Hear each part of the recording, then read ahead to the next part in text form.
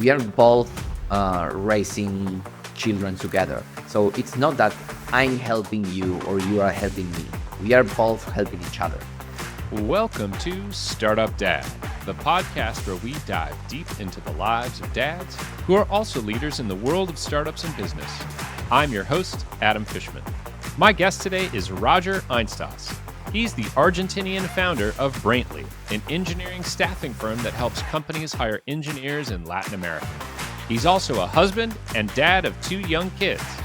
On today's episode, we talked about working as a team with your spouse, how to model emotional intelligence for your kids, what it means to spend quality time with them, and what parenting is like in Argentina.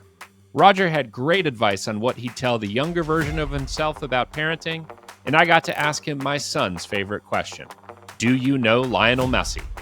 If you like what you hear, please subscribe on Apple, Spotify, YouTube, or your favorite podcast player so you never miss a weekly episode.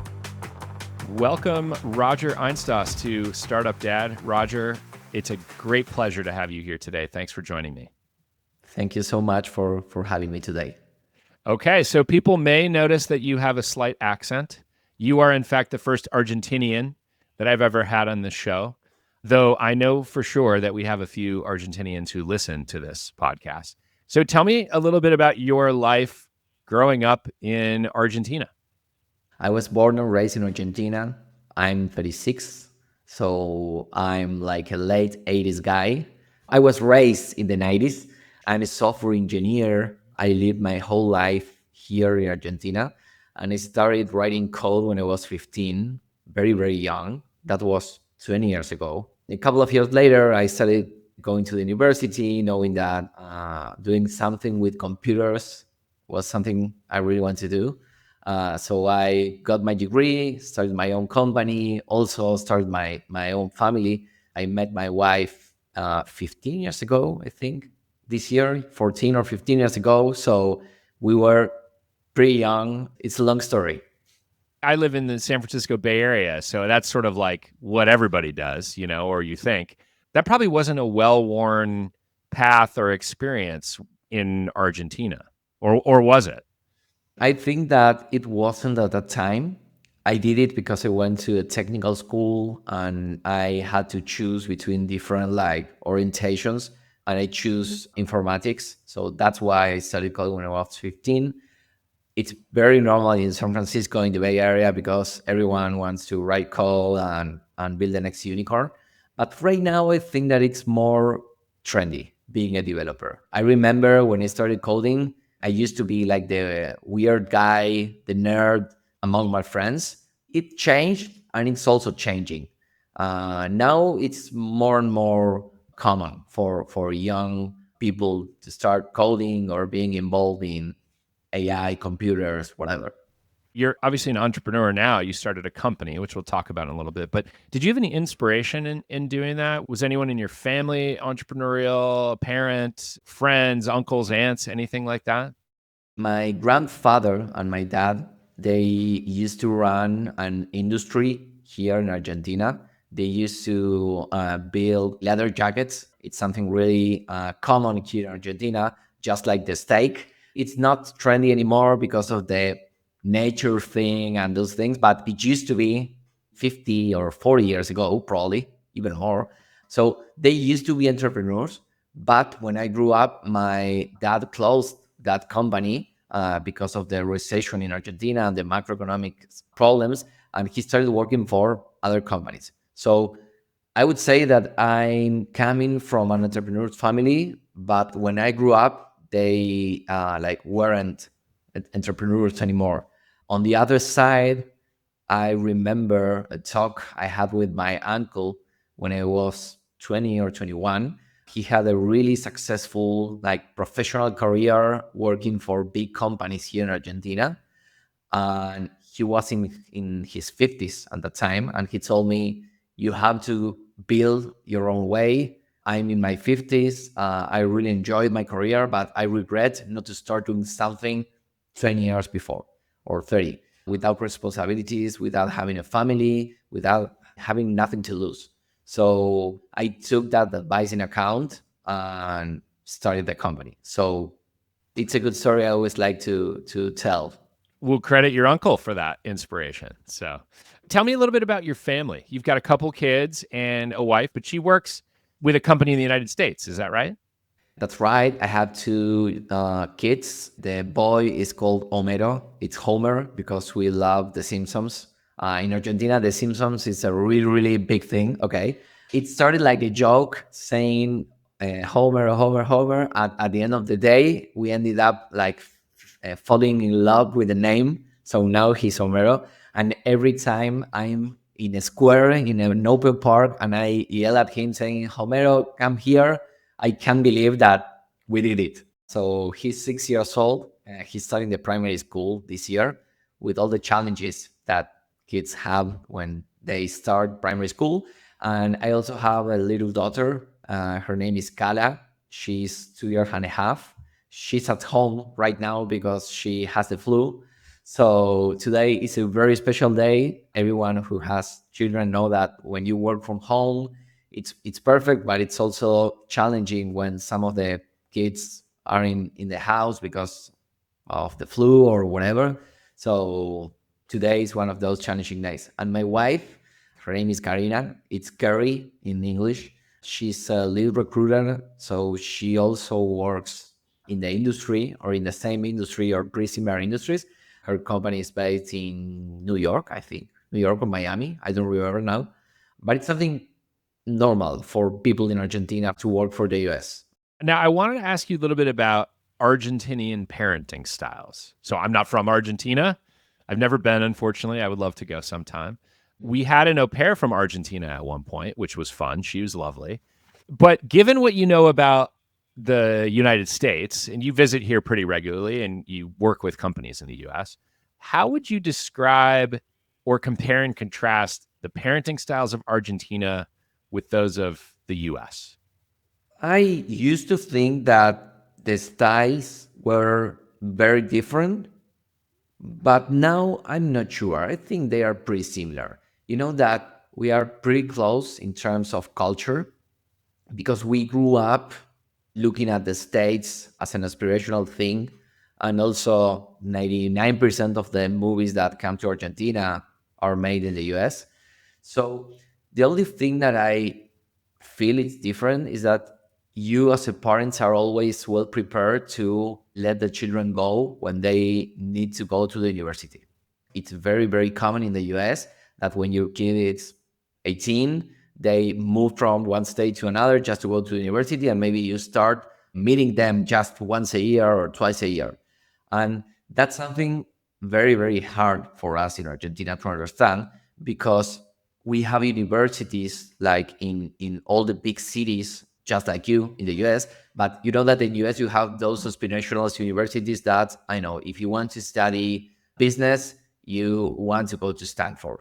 So if you don't live in San Francisco, you will have to move there.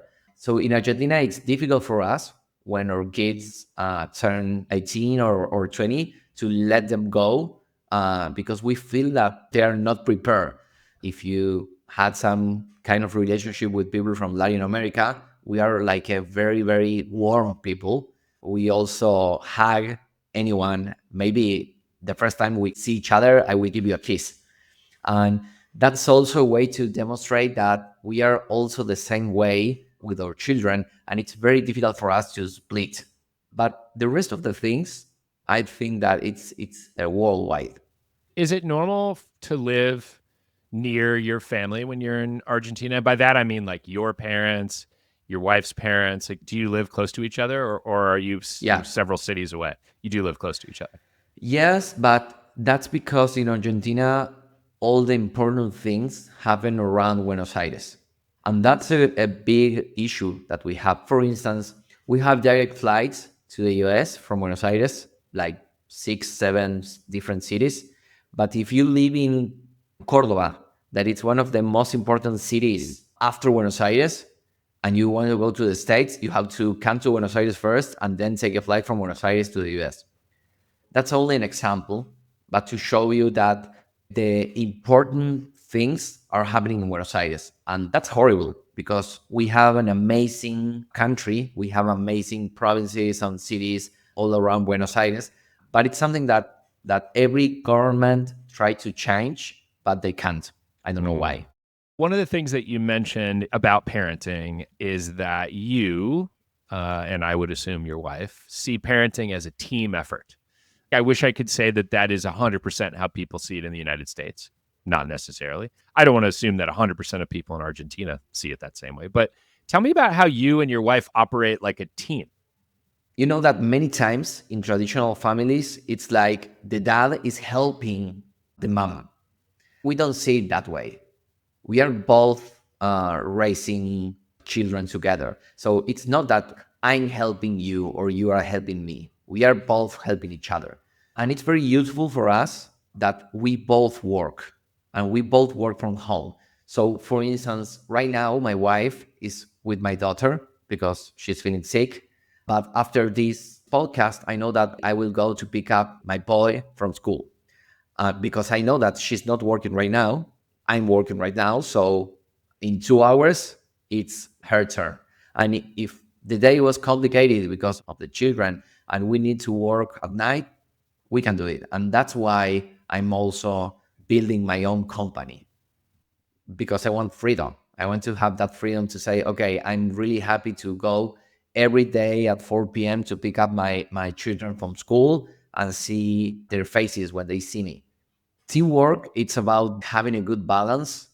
You know that most of the times kids always prefer mom over dad. It's something natural. I don't know why, but we try to split the responsibilities. I know if I will take Olmedo to swimming classes, you will take him to basketball classes, and that's how we organize everything. And a little tip: every Sunday we take like 5 minutes to check each other's calendar to say, okay, this week I will need you to pick up the kids on Wednesday, Thursday, and Friday. Also, you know that I go to the US 5, 6 times a year, and I know that it's also hard for her because she stays here with the kids maybe a week, 2 weeks. So I know that when I come back, I will have all the work that I haven't done because I was traveling, and also I need more time for helping her. It's a balance. Yeah. I do like that perspective that you started off with, that you see it maybe even differently than a lot of people see it in the States, which is this idea of like there's a difference between help and equal participation, sort of being on that team, and everyone has a role to play. You're not doing your partner a favor by spending time with the kids. You're doing it because that's what's expected and that's what everyone Yeah. does.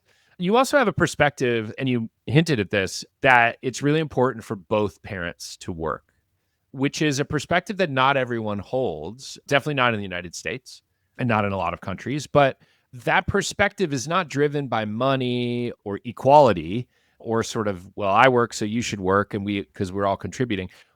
Why do you think it's important for both parents to work? What is important about that?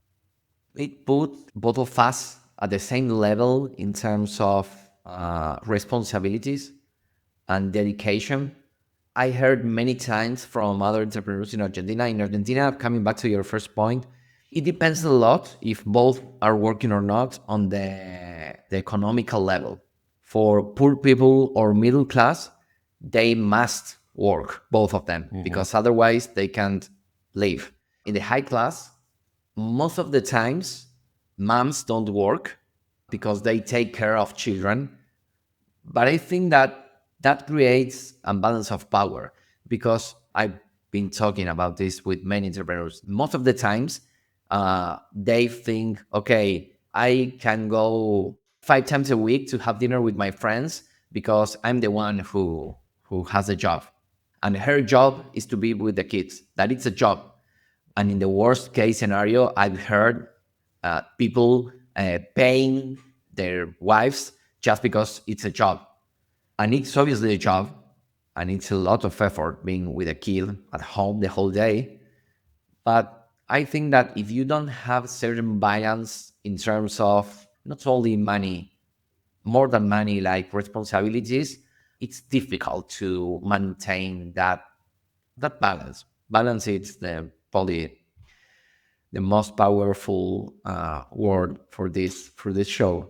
I see that, and it's about sort of each parent being on equal footing with each other and being able to say, we're both responsible for the family. We're both responsible for working. It's just what we do as a team. You mentioned at the beginning that a lot of folks in Argentina and in your household, you both work with companies in the United States, and you said that that's pretty common. Why is that common in Argentina? Where there are two main reasons.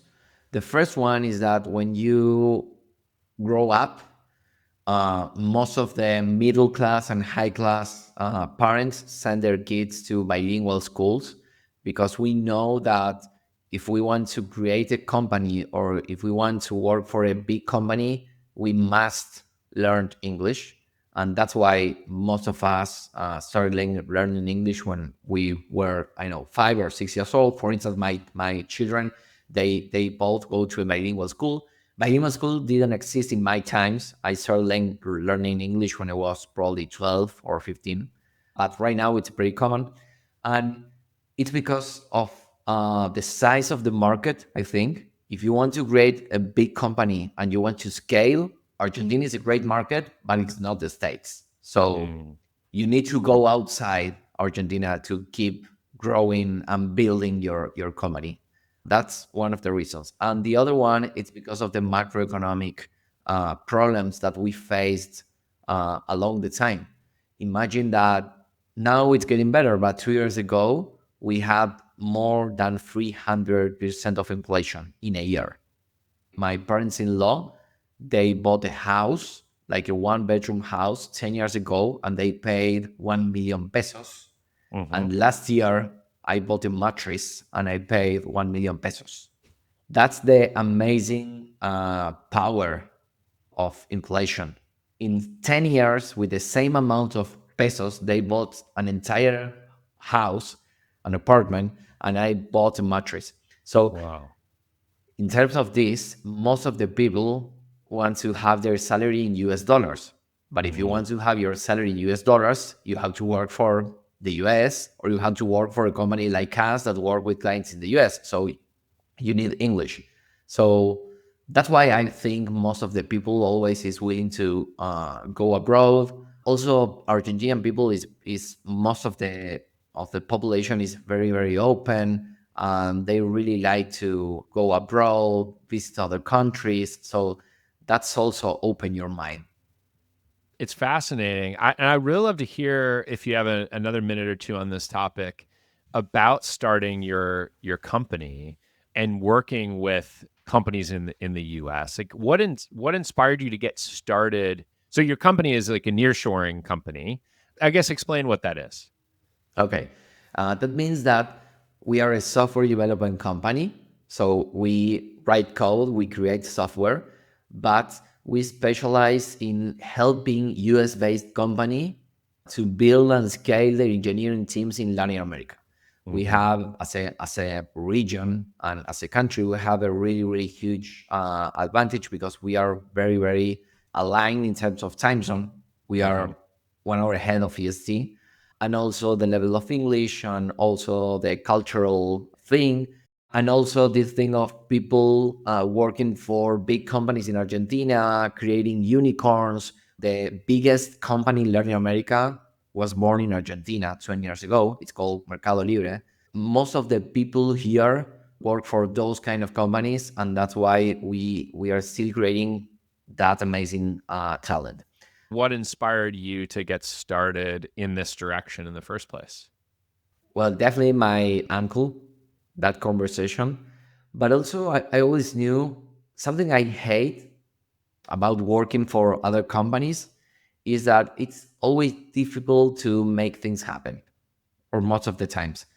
And culture thing, and maybe you are doing like a great career, but then suddenly your boss change and you have to restart and start again. So it's something that I didn't enjoy. So that's why I thought, okay, I have to create my own company because I will be able to make things happen. Then you realize that sometimes you can and sometimes not, but it's much better. And also because I realized that we had this big opportunity of connecting talent from Argentina with US companies.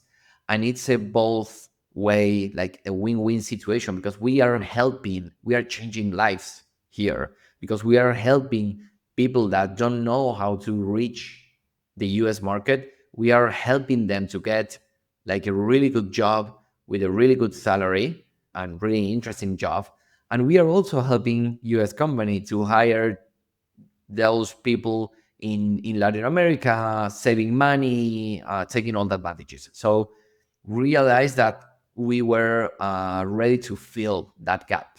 The main point is make things happen, having that chance of being your own engine, I would say. Yeah. And then, as you mentioned in the beginning of the show, this flexibility to be a present, involved dad. 100%. I mean, when I started the company was 12 years ago, but I knew in that time that eventually I will have children and I will need that freedom. Well, speaking of that, speaking of Homero, what's the earliest memory that you have after becoming a dad? I always remember in Argentina when they were born. I mean, he was born, and in that exactly moment, you go to the inside the hospital. You go to like an area where they make some checks and stuff, and after that, you are the first person that take him. So I remember that moment talking to him. I'm thinking, okay, now this is real.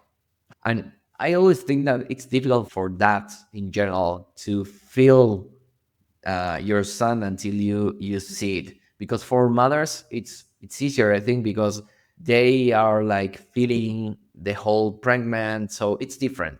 But for you, the very first time when you see them and you have the chance to take them and talk to them, it's a moment I won't forget, I think, in my whole life. And I hope to tell him about that moment eventually. Now he's 6, so he's starting asking questions. We are in a good moment. Okay. All right. So I know that teaching your kids and talking to your kids about emotional intelligence is really important for you. You mentioned that to me in our prep for this show. How do you model that for your kids and show them what it means to be emotionally intelligent?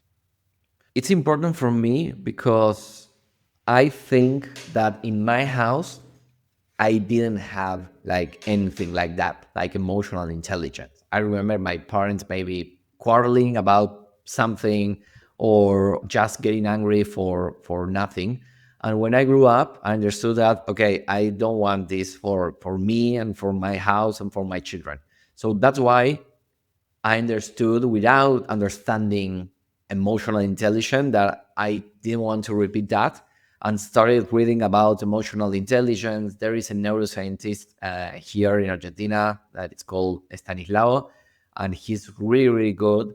And he talks about brain, emotions, and he explains how your brain works when you are trying to learn things or when you start telling your kid you can do that, for instance.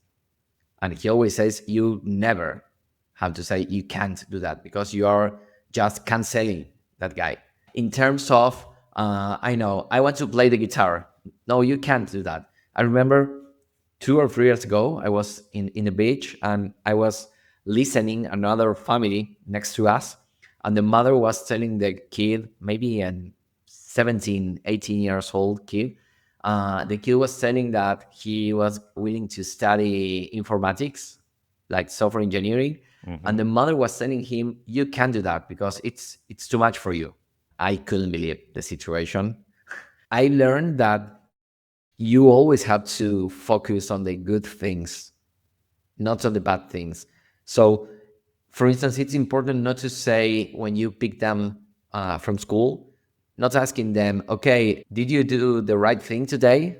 No, it's not the same to ask that question and to ask, what's the thing that you most enjoy this day, for instance? So the way you ask questions also change the way they receive those questions and how they process that, and also how you react. If they see me talking with my friends and I get angry and start yelling, they will probably learn that that's the way of answering to certain behavior. But I'm not an expert. Nobody knows how to be a dad, but Yeah. I try to do my best. Yeah. Trying our best. That's all we can do. Your daughter is pretty young at 2.5. Amaro is 6. Do you talk to him about work and what dad and mom do for work, or is it still not quite something that he would understand? They don't know what we do. Obviously, Kala is 2.5, but Homero, he only knows that we work with computers. Some fun fact is that 2 weeks ago, when I was in Omaha, my wife told me that he came to my office, sits on the chair, and started looking at the computer. When she asked him, "Okay, Homero, what are you doing?" He answered, "I'm working like that." So he knows that we do something with computers. He knows that I usually go to the US, and he loves that because I always buy like a new Lego and those things that we can get here in Argentina, but we get when we go there. And many times it's difficult because he's in an age that he started missing me on the daily basis. And many times it's difficult because I come back and maybe he hug me and say, "I missed you so much." It's nice, but it's also, you feel kind of guilty. But he knows that it's something that I have to do, and it's okay. And I think it's healthy for them. I mean, Yeah. not being 100% of the time just based to me and to his mom. And it's probably important for him to see, well, dad goes away for a business trip and then dad comes home. And that's how it works. You travel, well, you said maybe a half a dozen times a year to the United States. One of the things I've never been very good at is doing a good job of connecting with my family when I'm on the road. I don't travel very much, so I haven't really built any kind of habit of it, but I'm just not very good at it. Do you have any rituals or ways that you connect with your kids and your wife when you're out on the road? Or have you not figured it out yet either? Not really. We talk through WhatsApp or messages, but I try not to talk with them through FaceTime, because I know that after the call, they will be missing me. I try not to do it. So I didn't figure it out.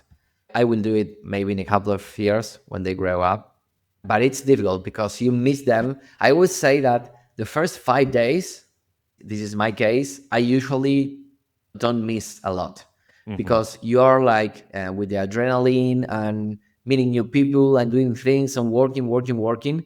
But then the hardest thing is when I have to go for 2 weeks and I have the weekend in the middle, and maybe you are having dinner alone and you see a family just getting into the restaurant and they have kids same age than you.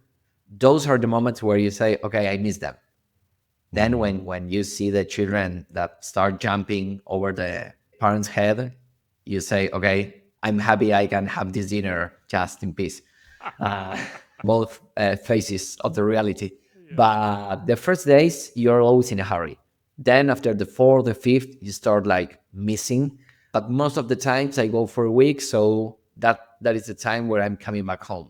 What advice would you give the younger version of yourself about becoming a dad or parenting? I'm an engineer, so I'm really structured. So I would say don't be so structured, because there are many things that you can't predict and you can handle and you don't know how will be. With Homero, it's very hard for us to deal with certain situations in school. Since he was a little kid, it was difficult. Like, he has a really strong character, and with Kala, she's so nice and so soft. And if you say, "Kala, go there and sit there and wait," she does it. And it was impossible to predict that. You can't predict when they are going to be sick, or school issues, or daddy or mommy issues. So just relax. I can do it. It's easy to say but difficult to do. But just relax and understand that things will go some way. It will just go. So it sounds like the advice there is you do like structure. It's important to have structure, but also recognize that your plans won't always go according to plan. The structure won't always work out like you want it to work out, and you have to be okay with that. And that also applies to life and business in general. In business, I would say that 90% of the things that you think that will go in a certain way will go in another way. Yeah, that's a good one, especially as an entrepreneur. So one of the things that you told me is really important to you is quality time with your kids and your family. Yeah. What are some of your favorite activities? How do you define quality time? Well, I always try not to use the phone when I'm with them. During the day, it's difficult because if now I go with my daughter, I'm in the middle of the day and it's a special day, so I will probably have to be with the phone. But during weekends, for instance, I try not to use the smartphone when I'm with there, because after that we ask them to be like focused on a conversation, but then we don't realize that maybe when they are talking to us, we are looking at the phone. So I try not to do it. For instance, Homero started playing basketball 2 months ago. It's not a popular game here in Argentina, but it's getting more and more trendy. Obviously, the most popular sport here is the soccer. We call Mm-hmm. it football, but it's soccer for you. So now I enjoy a lot, like going to the basketball court and start playing with him and connecting through sports. And also, one of the moments I most enjoy during the day is when they go to sleep, because there's where like reflections start, and they start like asking questions and maybe asking something about something that happened 3 weeks ago. It's unbelievable how their brain work. But I try to be present. I'm part of an organization of entrepreneurs here in Argentina, but it's also worldwide. And one of the things that we do is we connect with the same group of people monthly, and for 4 hours, and we talk about our challenges as a person and as a business owner. And we don't use cell phones in those 4 hours. And it's because we try to have like quality time connecting with the one you have in front of you. And the same learning I try to use when it comes to being with my children. We live like in a modern world, and it's not always easy, but I try to do it. I'm going to come back to that idea of the modern world. But before that, I wanted to ask you, going all the way back to the beginning, we talked about the importance of operating as a team with your wife. But I know that, even the best of teammates sometimes disagree about some things. What has been, as far as parenting goes, the hardest thing for you and your wife to come to an agreement on? Or where do you have different perspective on things? When Kala started the kindergarten last year, she started going half a day. During the morning, it was like she was a year and a half, something like that. And I knew that this year she needed to go the full day because it was better for her and also for us. Mm-hmm. So we had a really like hard moment and discussion defining if she was going to go the full day or not this year. That was difficult because my wife said no, she's like a small, she's only 2 years old, so I don't want her to be the next 20 years going to school the full day. And I was in the other like street.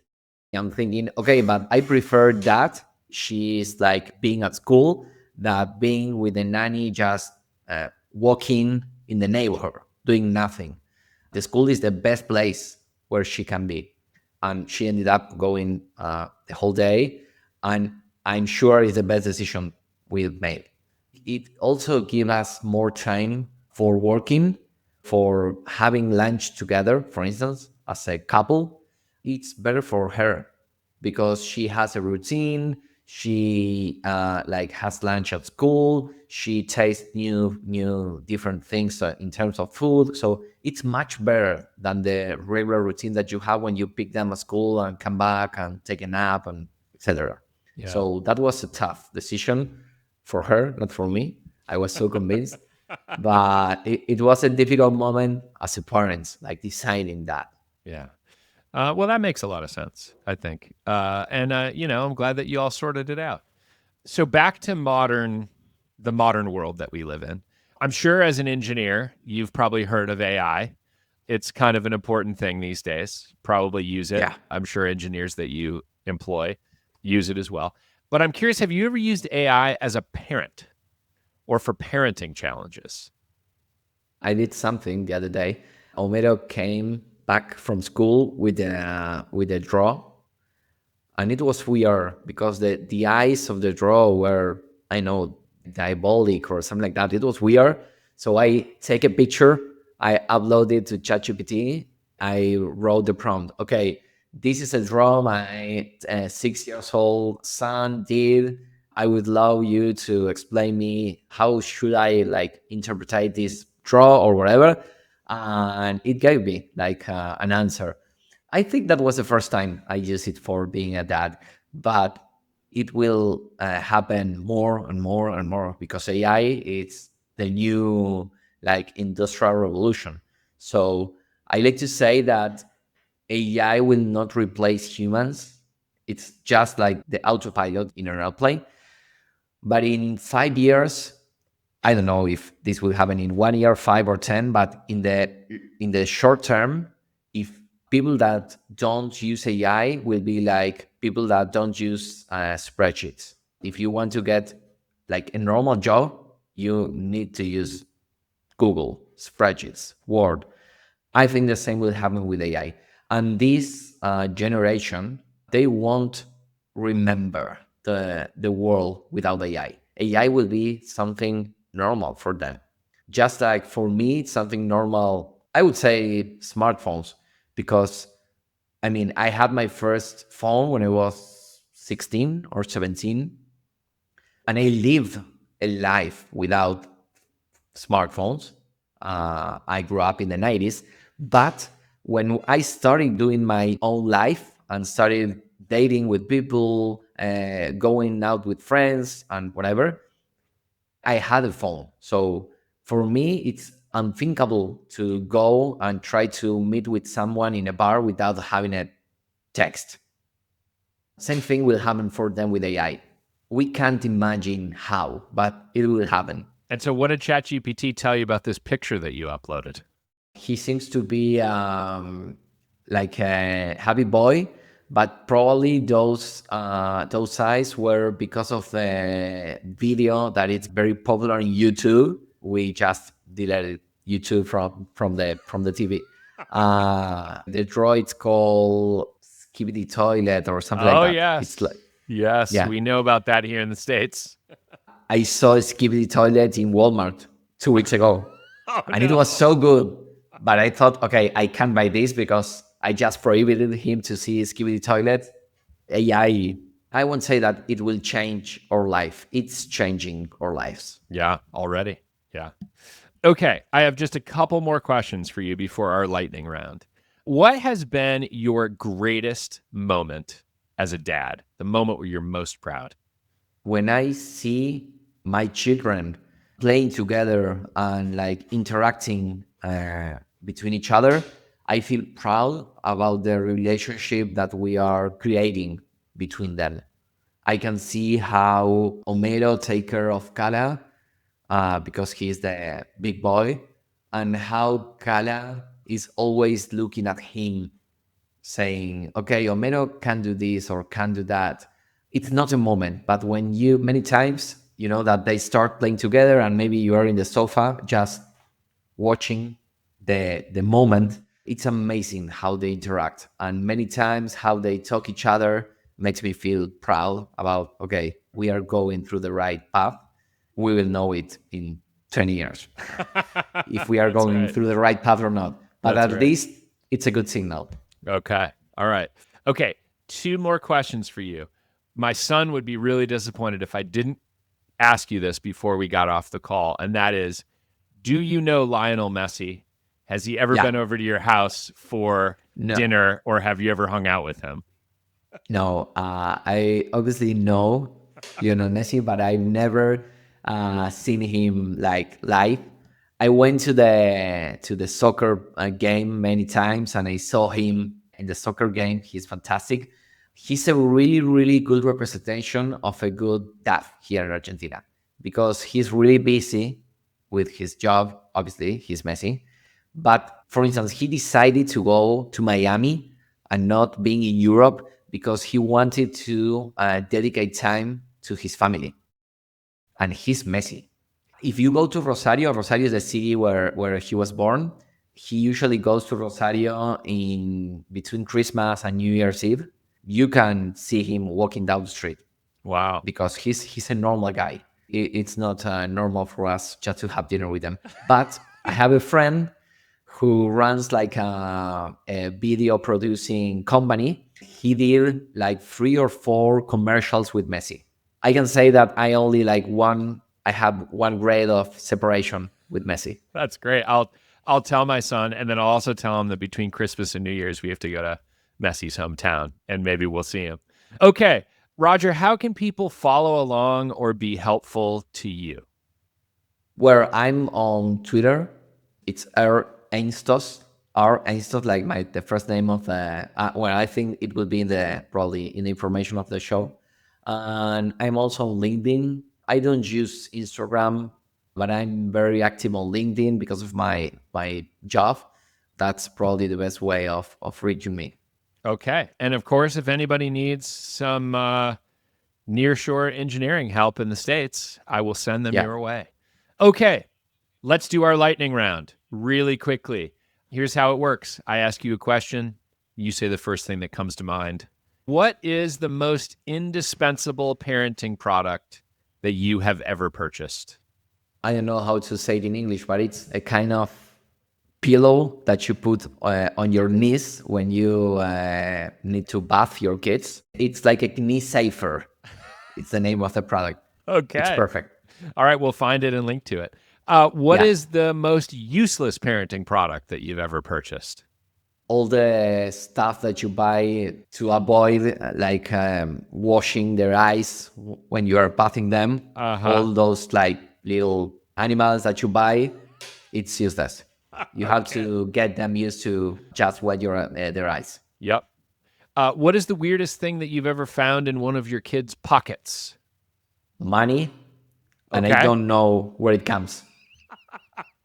Okay. What is your dad superpower? Patience, I think. Good. Good. All right. What is the crazier block of time in your house? 6 a.m. to 8 a.m. in the morning or 6 p.m. to 8 p.m. at night? 6 p.m. to 9 p.m., definitely. That's the crazy time. Okay. If your kids had to describe you in one word, what would it be? I would say lovely. Lovely. Okay. Do you have any parenting books in your house? Yes, How many of those books have you read cover to cover? one. Oh, wow, one. Okay, good. What is the most absurd thing that one of your kids has ever asked you to buy for them? The skibidi toilet, definitely. Skibidi toilet. Okay. Maybe the answer is the same for this, but what is the most difficult kids' TV show that you've ever had to sit through? There is one that it's called Diana and Roma. They are like siblings from Ukraine, Russia, or something like that. And they teach how not to treat bad your parents, but first they treat bad their parents. And then you have like a conclusion. It's horrible. We block that. Yeah. Okay. Okay. Don't play Diana and Roma. Okay, this is the first time this has ever come up on this show, so I'm going to have to look into this now. What is your favorite kids movie? Inside Out. Oh, great one. Okay, is there a movie from your childhood that you just can't wait to force your kids to watch when they're old enough? The Marvel ones, but he's in that age, so Okay. it's happening. But Yes. yeah, Hulk, Yes. Superman, Batman. Yeah. Yep. Okay. What is the worst experience that you've ever had assembling a kid's toy or a piece of furniture? I'm really bad to do those things. My wife is the good one. I remember the last Lego I bought for him. It's a Ferrari I have there. It's Yep. the Hamilton Ferrari. And I was trying to figure out how to put a piece, and he told me, "No, Dad, we are doing it wrong. It's this way," and he like showed me how to do it. That's great. And you're the engineer. So, Yeah, go but figure. probably he will be a better engineer. Okay. Do you have any dad hacks or tricks for road trips or flights with kids? It's not a hack. Just give it the iPad. Yeah, That's a pretty common one. I have a little hack. My wife always buy like little toys, like cheap, but little toys, because if you start giving them along the flight, it's something new, so they will be playing with that. And obviously, always try to travel during night. It's better. Okay. Last question for you. I don't know how Argentinians feel about this, but what is your take on minivans? Are you a minivan person or no? No, I'm really I'm a big fan of cars. I Yep. love cars. We have a big car for the family, and I have an SUV. It's not a minivan. I mean, you need a minivan if you have like 4, 5, 6 kids. Gotcha. I have two, so they fit in a car. I have a SUV for the family, and I have my small car because I prefer cars over trucks, Yep. like minivans, Yep. SUVs. Okay. So no minivan in the Einstoss household. I got it. All right. Roger, thank you so much for joining me today. This is a wonderful conversation. I learned a lot about Argentina. Your company is Brantley, and I will make sure to send people there if they're looking for engineers. Thanks for joining me. Thank you so much for having me, and I also really enjoyed this conversation. Thank you for listening to today's conversation with Roger Einstoss. Startup Dad is available in all your favorite podcast players and YouTube. Just search for Startup Dad to find it anywhere you listen to podcasts. Thanks for listening, and see you next week.